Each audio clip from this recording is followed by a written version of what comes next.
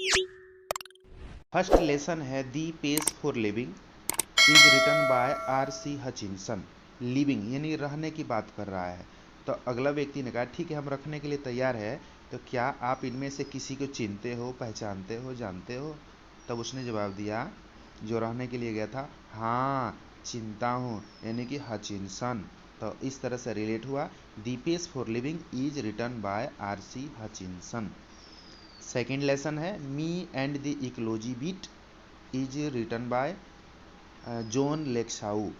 Ecology मतलब एगोलेलॉजी, तो उसने कहा जाओ लेकर आओ, यानी जाओ मतलब लेकर आओ, जॉन लेक्साउ। तो इस तरह से रिलेट हुआ। Me and the ecology beat is written by Joan लेक्साउ।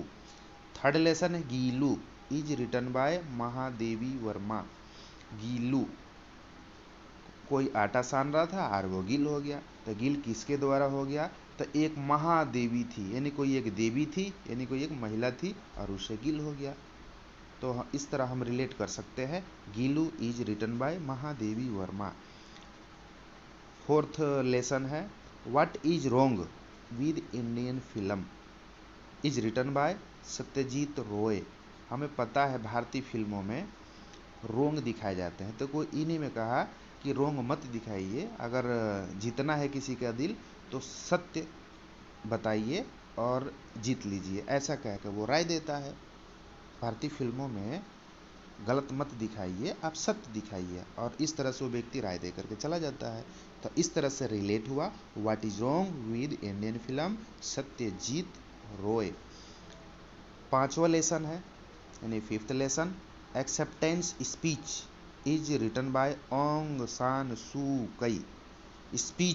Speech मतलब भाषण, उसने भाषण दिया, कैसे दिया?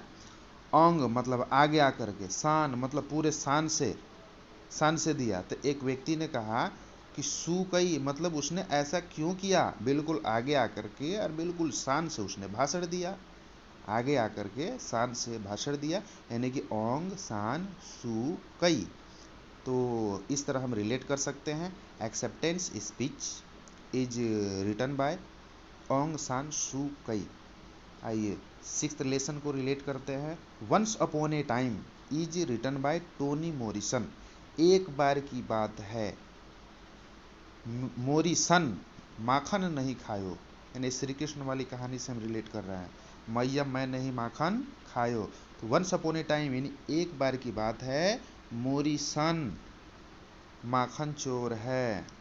मोरिसन यानी कि मेरा सन माखन चोर नहीं है। तो इस तरह हम रिलेट कर सकते हैं। आइए अब लेसन सेवंथ को रिलेट करते हैं। The unity of Indian culture, Humayun Kabir.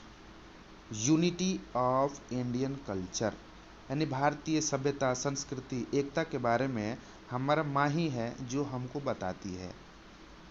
हमारी माँ है वो बताती रहती है, हमको उस वक्त पता नहीं होता, हम सोचते माँ यूं ही बताती रहती है, ऐसी बताती रहती है, लेकिन बाद में हमको क्वालिटी पता चलता है। तो हम रिलेट कर सकते हैं the unity of Indian culture is written by Humayun Kabir. Lesson 8 को रिलेट किया जाए। Little girls wiser than man is written by Leo Tolstoy. Little girl एक छोटी सी लड़की है और वो भी बहुत होशियार है।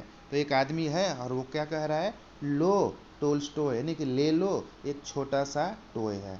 तो हम रिलेट कर सकते हैं लिटिल गर्ल एक छोटी सी लड़की और लो टॉय, लो टॉय, टॉय का मतलब खिलौना।